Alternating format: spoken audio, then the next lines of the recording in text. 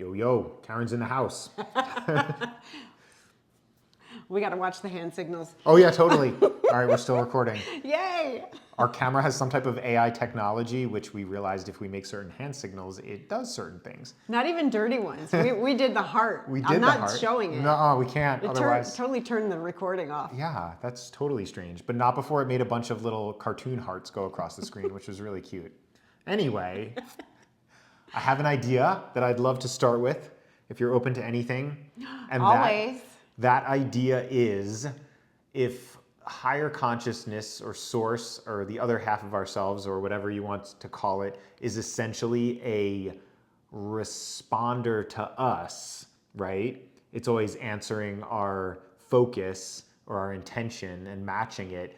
I was sitting a lot with the idea that certain questions inherently bring us closer to truth in the game of ascension, and certain questions inherently are going to point us away from truth.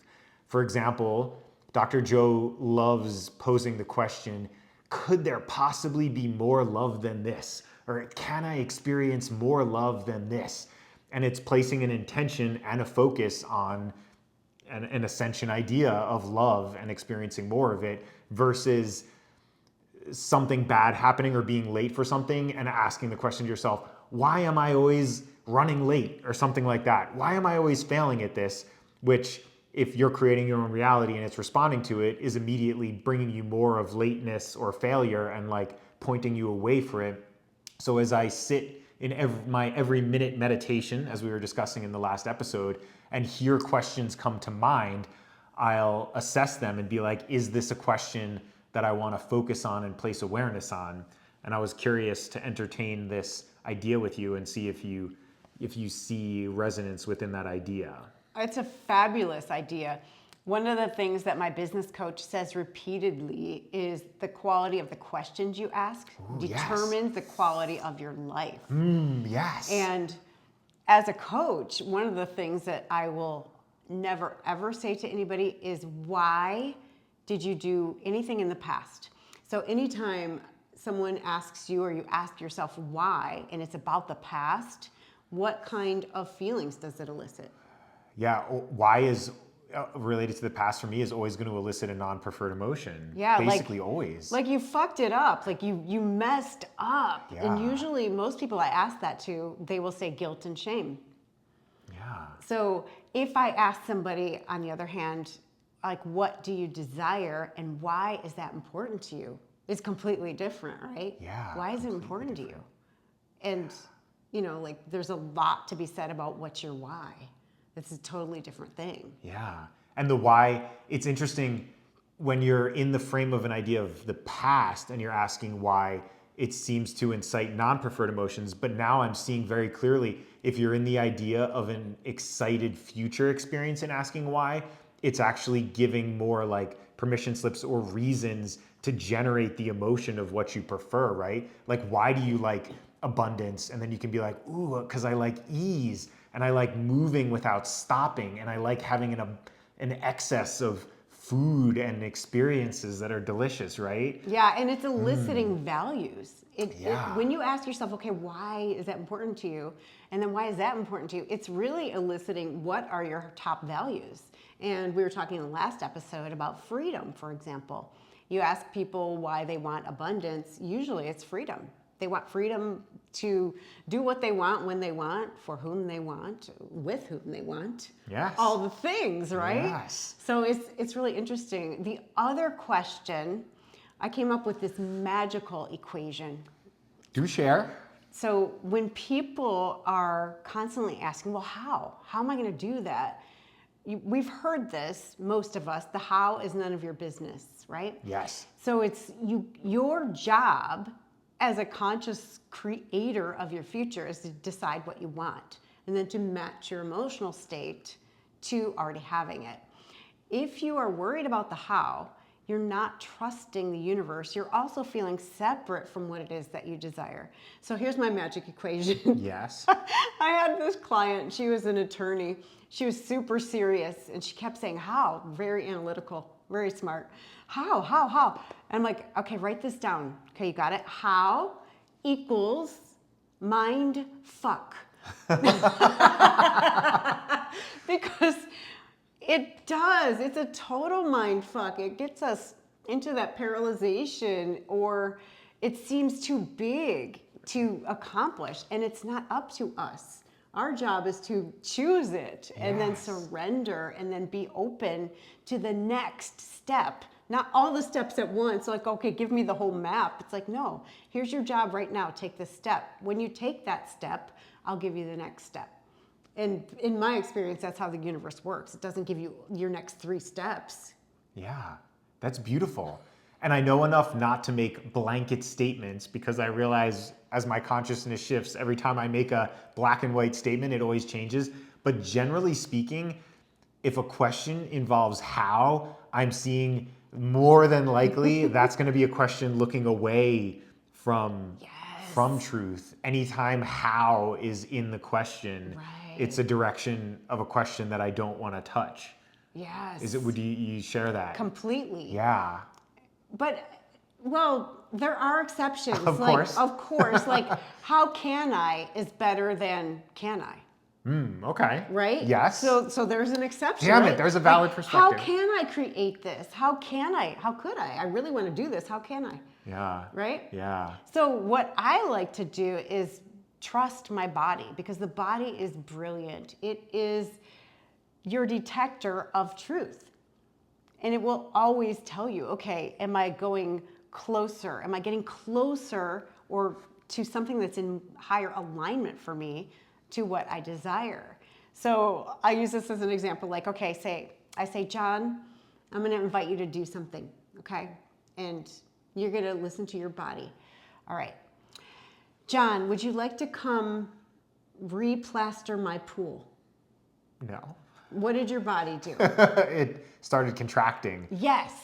Yes. I felt it beautiful. like tensing up and being like, that seems like a lot of physical labor that I'm not excited to do. Exactly. So that's the thing. It's like noticing, what does your body do when people ask you things, or when you're considering a couple of different options? What does your body do?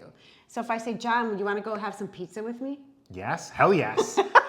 Both yes. Right fucking now. Right. So what did your body do? Yeah. It got excited and started feeling light and bubbly. Yes. And delicious. I was So- tasting it already. Yeah, so one of the things, I've worked with a lot of people that will call themselves people pleasers, and they don't know. They don't know their own yes and their own no. And so it's a learning experience. Okay, notice what your body does. And even if it seems neutral, if it's a maybe, here's what I've discovered. A maybe is a people pleaser's no. They're afraid to say no. They're afraid of the consequences. Yeah. But unless it's a hell yes, that is a no. Like if your body doesn't feel expansive, a lot of times you might even fall forward like, yes, let's go for it. You know, you're leaning in. Then it's a no. No, thank you. Thanks for thinking of me. It's like, it's almost like an instrument or like an indicator itself of the heart's response, like the emotional reaction to the thought or the idea. That's really cool to really see it as that. Yeah.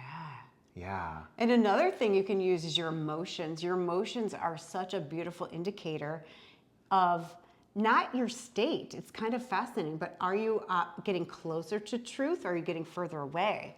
And if you feel expansive and blissful and joyful, you can bet your ass you are in truth, or at least you're on your way there.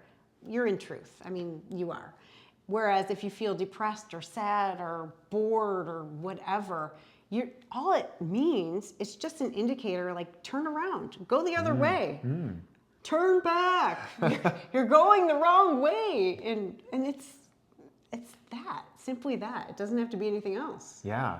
What do you think of the potential or the power to reframe circumstances through thought and intention?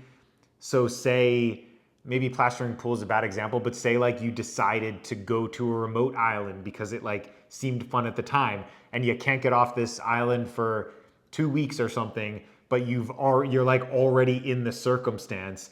Do you see, and your body's like, I don't want to be here. Do you see a potential and power, assuming you have time and intention, to refocus, to change your perspective on the circumstance I guess maybe a deeper question is, do you think there are inherent truths within you, or do you think the possibility exists where you can reframe through intention and focus any circumstance to be within your excitement?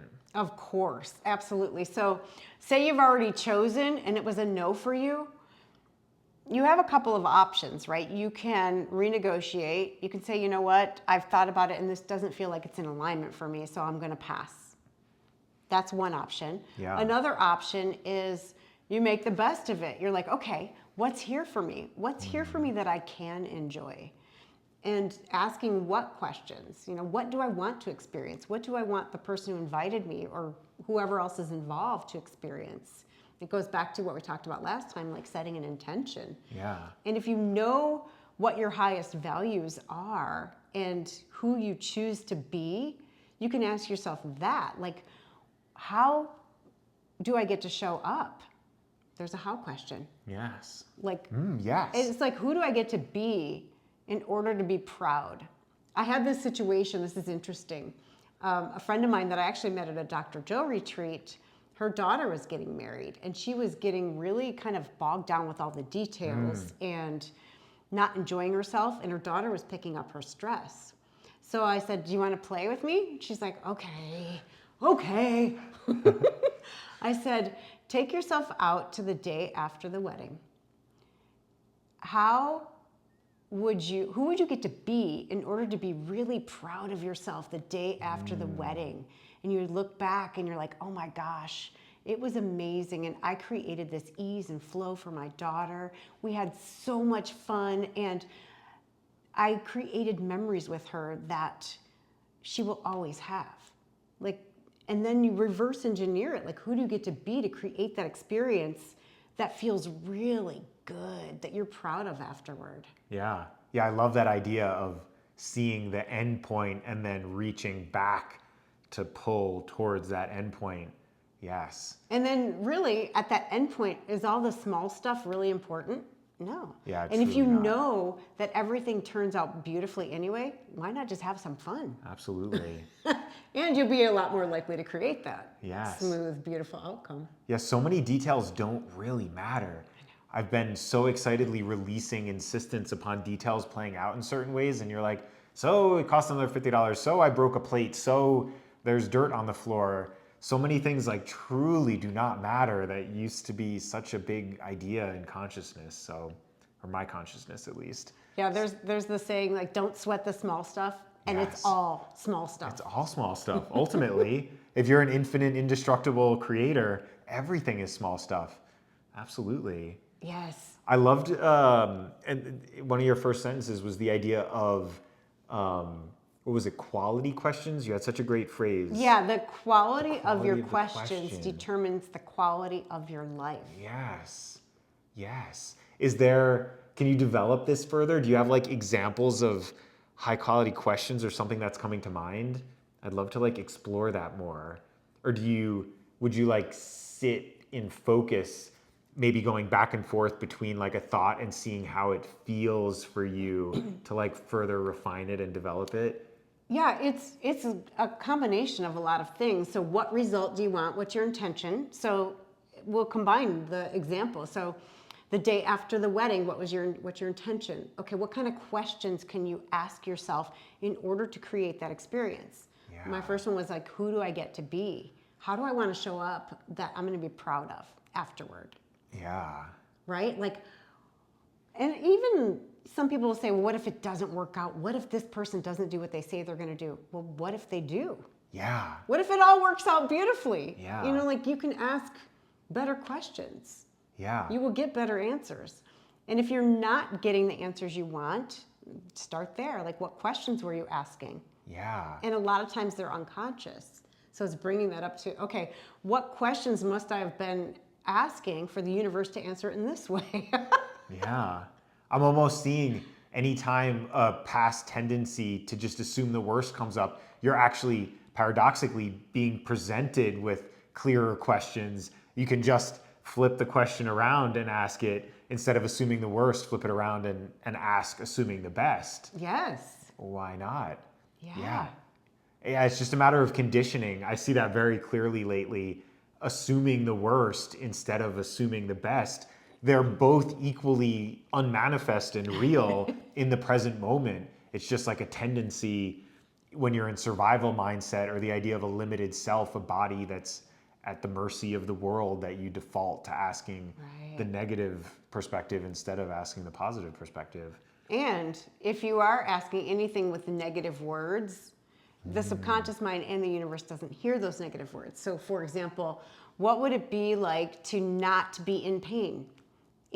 What would it be like to be in pain? Yes. So you get to ask the questions that state the outcome that you do want in the positive, in the present. Like, what would it be like if my business generated $5 million this year?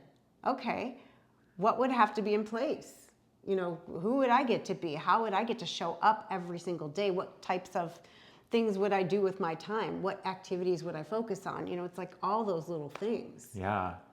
Yeah, it's cool. I see the power in developing focus in the think box, like we were talking about in the last episode. So much of society is like action oriented. You're almost throwing yourself in the ring without setting a clear intention and thinking about those elements. But instead of just getting out there and running around like a chicken with your head cut off, you could take that time that you're just running around, that half an hour, hour, and really intend to focus and write out maybe for yourself and decide which elements feel really good to further develop. Yeah. That's a cool idea. I heard this really good example about how the way of being, like who you're being, the energy you're presenting with your frequency, how it's in a dance with your doing. And you can't really separate them. And the example is this, like you're a woman or whatever, a gay man, you're at a bar and a guy comes up to you and he's gonna do the same action. He's gonna say, "Can I buy you a drink?" And you'd be like, "What? No thanks." And another guy comes up, he's like, "Hey, can I buy you a drink?" And you're like, "Oh, hell yeah," right? So they said the same thing, they did the same action, but their way of being was completely different. So that's why so many people will do, what everybody else is doing and they don't get the result. Right. It's because their beingness, their frequency, their energy is not the same. Yeah. Yeah, I've sat a lot with that idea, why certain actions work so well for some people and not for others. And a lot of times people who've taken an action and it worked really well will develop it as a method. And it seems like it's all the person who's buying that essentially needs to truly embody the state of being that person who succeeded was in. Otherwise, the probability of it succeeding is very low. Like they're selling a valid perspective, which could be reutilized, but you really would have to embody a lot of variable elements in the state of being that person chose. And even in like a 300-page book, I don't know if someone could truly express all the elements of their state of being for someone else to completely like replicate. If anything, I see the person's story as an overall inspirational vibration in showing possibility. Like it's possible to be a billionaire, and the elements of it you can decide for yourself, or like find your own state of being within the overall vibration of being a billionaire is possible, and like following your heart towards that end, knowing a 4-minute mile is possible, $1 billion is possible, perfect health is possible, right? Whatever like that. So it's so funny. Like I'm in the coaching world, and my coach has this mastermind of 7-figure entrepreneurs. And one of the women in there said, it doesn't matter what our businesses are. We're all mindset coaches. That's what we do, but that's not sexy. People will not buy mindset coaching. They need it. They won't buy it usually. Yeah. But without that piece, nothing works. If your mind and your emotional state isn't in alignment, nothing you try is going to work. I mean, you can work your ass off and get no result, or you can work very little if your mind and your emotions are aligned. Yes. And have a zillion times more, a zillion. Than somebody else. Beautiful. Is that what comes after billion? Is zillion an actual number? Gazillion. It's gazillion. I feel like that's something we said in kindergarten, and I'm not sure it's actually a number. It's not a number. I'm sure in our lifetime, someone's going to exceed whatever 100 Zillion. billion dollars is, and we're going to find out what that next thing Trillion is next. Oh, trillion Come on. is next. You're so smart, Karen, and so beautiful and so delightful. What comes after trillion? Quadrillion? Oh, quadrillion. Damn it, I think you're right again. I don't know for sure, but I would imagine. Yeah. Knowing what I know about math. I think if consciousness is going to continue to expand, we're going to find out. It's kind of like the gigabyte. I remember in like high school or whatever, when I was like, this computer has like whatever it was, 100 megabytes. And then someone's like gigabyte, and you're like, is that a real word? Like, what does that even mean? Yes. And now we know terabyte, and it's common to have terabytes, right? And I'm sure there's something already after terabyte, which I don't know, but I have no idea. We'll know. You're speaking a language I'm not familiar with right now, so. I love like bigger and bigger. Expansion. Yes. Yeah. Just like consciousness. Yes. All right, so I heard this great analogy, and the guy was talking about time and how, so if you're on a football field and there's point A, and that's you as an infant, and at the other end is point B, it's you as a 10-year-old. It takes 10 years, right, to get from point A to point B. But if you, as your consciousness, become the field, you're not that point A or that point B. There's no more time because you're so big. Your consciousness is so big that it takes no time to get from point A to point B because they're the same. I love that. And I was thinking about that. It's like we define ourselves so often as this body, this point in space and time. And our consciousness is infinite. It's so big. And Dr. Joe explains this too, like, you know, when you become pure consciousness, it doesn't take your 30 years to pay off your mortgage. It's like you can bring it to you. But I love this idea of as we expand our consciousness and become bigger, time shrinks. Yes. What do you think about that? I actually had an experience in a meditation recently with that. And I was realizing many people, not only quantum physicists, but spiritual people who have no science background, explain you have length, width, and height as 3 dimension, and then time is the 4th dimension. So you have like your X, Y, and Z axis, as we all learned in school, but then there's another axis, T for time.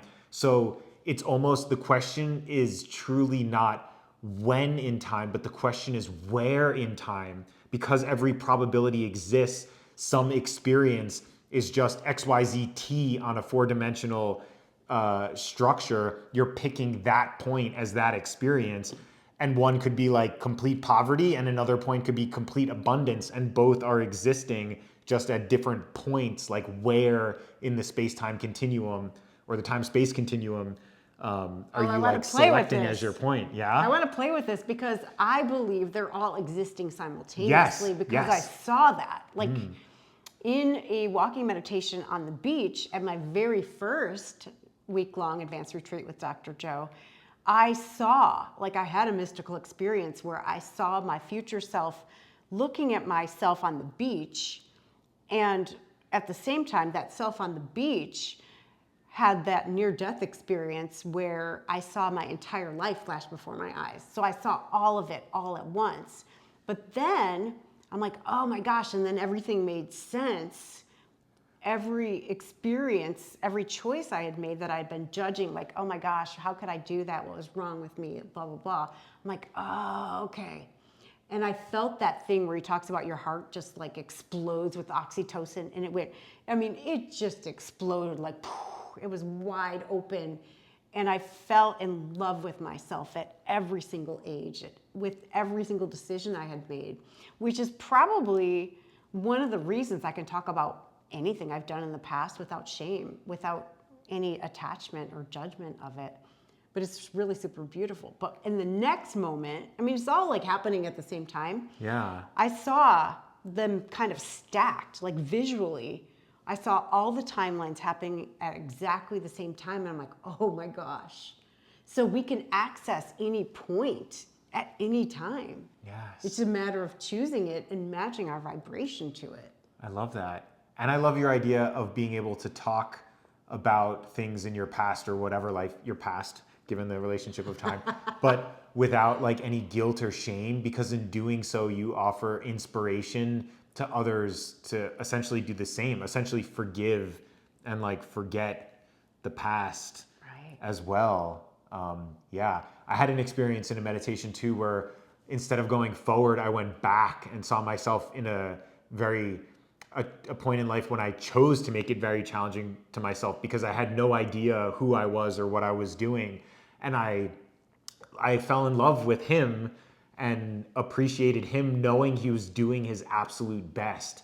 And I've seen that several times in meditation and in regular life, seeing the realization everyone is literally doing the very best they can with their consciousness. So even if they're, and again, I can't even say hurting themselves because I have no idea of their journey, but if they're doing something that my emotions are telling me not to lean into, I still recognize simultaneously they're doing the very best they can, just as I'm always doing the very best I can. And it makes it so easy to release all judgment, and particularly looking back on myself at other states of consciousness and realizing I was doing the best I can, to be like, oh, that's, everyone's always doing the best they can. Like allow, let it be. Even if someone's like angry or judging me or whatever, they're in like their moment the best they can. And what love would do, or the highest self would simply allow it and accept it and not hold any emotion I don't prefer about it, but allow them to be and hold an intention of seeing them in their highest self. Yeah, that's really beautiful. I want to talk about an experience I had in meditation one time. I was at home and I did this meditation, and I had a lot of physical abuse as a child. And I went back, like you were saying, I went back and I was a little child, like maybe 3 or 4 years old. And one of my parents, I don't remember at this point who it was even, was hitting me. And in that moment, like in this meditation, I was able to just look at them and love them. Just love that it was God hitting God. And I'm like, wow. It was so mind-blowing. And the forgiveness and the pure love that I felt for that parent, it changed my memory. It completely changed it. And now I don't feel like I was ever a victim. And I was able to see, like, I identified as a body for so long. And even logically, like the body that they hit no longer exists. Like our cells are constantly replenishing themselves. They're dying off and replenishing themselves. So that body no longer exists. Yeah. But what happens is we store the trauma in our minds, but I was able to release that and not only forgive, because forgiveness is one level, but to actually 100% unconditionally love them. And in this meditation, like I just looked at them with so much love and compassion. And when they saw that, they're like, they realized what they were doing, and they're like, they just stopped and left. That's cool. And they never hit me again after that, like in this reality that I was choosing. So it was like that realization of that love can heal like anything. Yeah. Ooh, strong goosebumps. Yeah. You're speaking my truth. I choose that as a truth. Oh, that's so beautiful. Might I offer an idea that you like became your own hero for a moment? I think this is in the episode that we lost, and I love that we lost it. I was remembering a quote in that episode. I'm not sure if I'm pronouncing his name right. Matthew McConaughey or something. Yeah. That guy who's like, all right from that movie. I was listening to like an Instagram clip of him, and he's like, you know who my hero is? It's me. I'm always going to be my own hero because I'm always trying to go one step further than myself and be like my best self. And I see that as the game I'm playing, and everyone else who's playing the Ascension game is playing too. Can I be my own hero? And can I be the hero of the world, in the sense that when other people are doing the very best they can, and it's not love, it might be physical abuse or something, can I love them despite anything? And you feel the power, like I can feel waves of it right now, in choosing love or just pure acceptance and best intention, regardless of absolutely anything. Like if in the idea of time, for generations in my family, some idea of violence could be playing out because it's the best everyone knows and no one's ever been able to ascend the consciousness. And now I get to be the fucking hero and step up and say, I don't care what happens. I get to be the one who transcends generations of it. The power and the excitement and the exhilaration of doing that.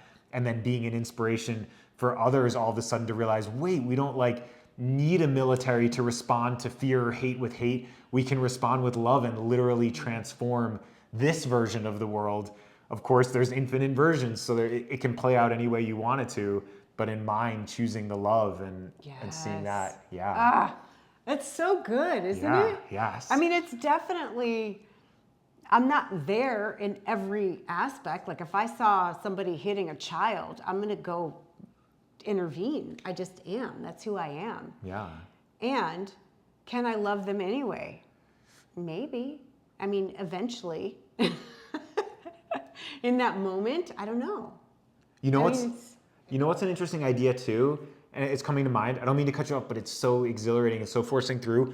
Many people bring up ideas, and of course, like child abuse is a valid idea like any others.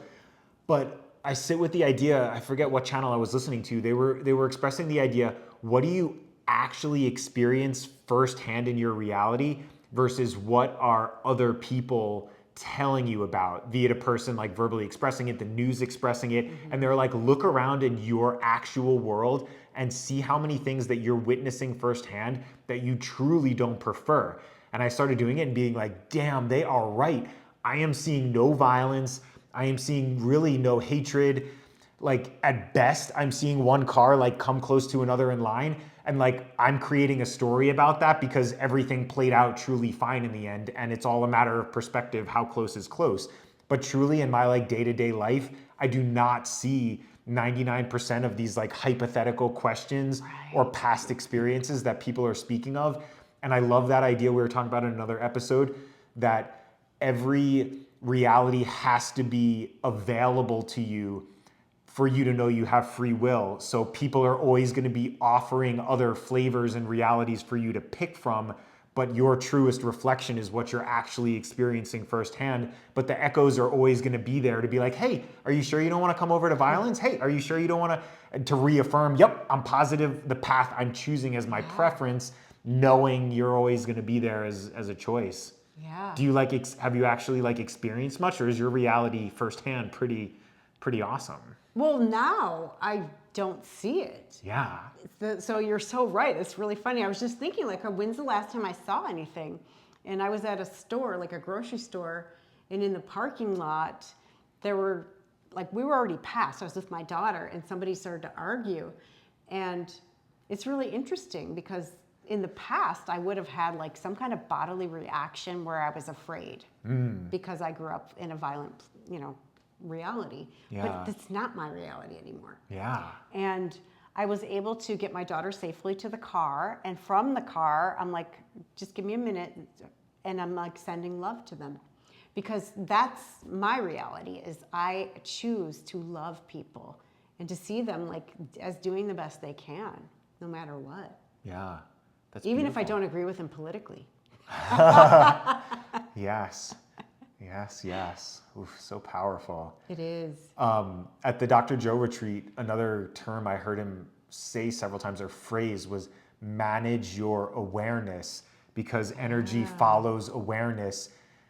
He was expressing, or what I heard, and again, I could listen to it 100 times and probably hear more in different things, but what I was hearing most clearly, awareness is the most powerful tool you have. By focusing on it, you're drawing it to you. So he was mentioning, within the context of emotions, managing your awareness. When your emotions are pointing in a direction you don't prefer, asking yourself the question, does this emotion belong in my future? Is this emotion what I'm excited to go towards? And sometimes just literally managing the awareness. Like sometimes I'll hear a loud noise, or I'll hear like something screech. And in the past, when I was in a fear-based mindset, I'm like, I gotta always be aware of my surroundings because a threat could come out. And I recognize that as a valid truth. And I recognize that has no place in my future. So now when things happen, I specifically challenge myself. I'll be walking somewhere, an option to buy into curiosity from a fear perspective comes into mind. I validate it. You're true. I'm still going there. And I keep walking with all my focus towards where I'm going. And that's what I really see in the managing like focus. Do I want to become involved in that? Like there's a puppy right there I was going to pet, and then there's some fear going on over there. I'm going to keep going towards the puppy because that's my future. I love that. It's bringing up this question inside my own mind. When I'm at a big event like that, and there are several groups of people, and sometimes I end up, I think, randomly because I didn't set an intention in a certain group. Yeah. When the conversation starts to go in a direction that I don't prefer, my tendency is to leave. And what's interesting, what's coming up for me is, can I allow it? Can I allow it without trying to change it? And I don't prefer to do that right now. I prefer to allow it from a distance. I think that's a perfectly valid response. I'm feeling like maybe we talked about this briefly in another episode. Yeah, maybe. Like you're recognizing if you're in an emotional state that's high enough that you can allow things you don't prefer to be going on, that's cool and that's powerful. A lot of times you may recognize, hey, I'm in an elevated state, but not that elevated. And my best strategy for maintaining my awareness is to let action demonstrate my choice, like literally choosing in physical action. So I think that's a powerful way. And actually it's challenging for self-worth and challenging for social norms to be like, hey, I can leave and I prefer to leave, so why would I not leave, right? And it can be like an overcoming fear challenge to leave. For some people, for me, it's like, nope. Like, it's just like my body's like, no, no, thank you. And especially if I'm at a place where there are so many high vibing people, why would I choose to stay with someone who's complaining, for example? I wouldn't. I do not choose that. Like, no, thank you. Bye-bye. Yeah. Next. I'm like, I just don't. I don't know. It's like the body physically revolting. When I Yeah. first started doing meditations, probably like 3 years ago, I kept getting mental images of like my body like throwing up like beliefs or like frequencies. It like could no longer stuff them down. And I like see that same thing. Like the body reaches a point where it like can't like hold it down. And interestingly enough, I love that we're on this vein. I've been having experiences where my body is just like almost on autopilot. I like watch it do stuff. I don't know if I mentioned in a past episode, with this Dr. Joe retreat, I booked it right when it opened. I went to cancel 30 days before it happened. Like, nah, I'm not sure if I want to go, whatever. I like opened the laptop to cancel. I went to the website and like my body just like closed the laptop and put it back up and started walking away. And I was like, I guess I am going to this retreat. I guess I'm not canceling it. Like, and there's been several instances now where I intend and go do something and my body like starts doing something different. And I'm like, I've heard several like channels speak on that idea. Your emotions and your intention for extended periods of time are setting the program and your body's just the executor, like literally like an icon on a screen. Like I wrote the script, go left, go down with emotions, and it's like executing. And it's really like cool because every time it's executed like that, it's wound up being like blissful when it comes to fruition, either acting or not acting in that way. Oh my God, that's awesome. Yeah. Have you experienced anything like that? I think so. I can't think of a specific example though, but it sounds very familiar. I mean, I know, yeah, I've had them before. Yeah. And I think it's programmed. Like sometimes I remember experiences in the past where I'd say something or do something and then be like, shit, why did I do that? Not so much in self-judgment, although that's a part of it, more in realization that didn't feel good. That can't be my truth.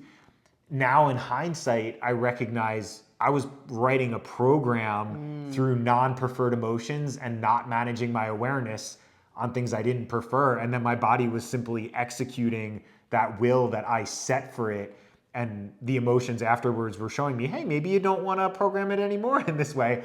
But if you're not aware, you're aware. It was the best I could do. So it was fine.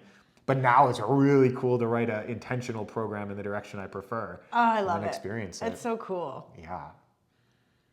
Any other thoughts you want to explore today?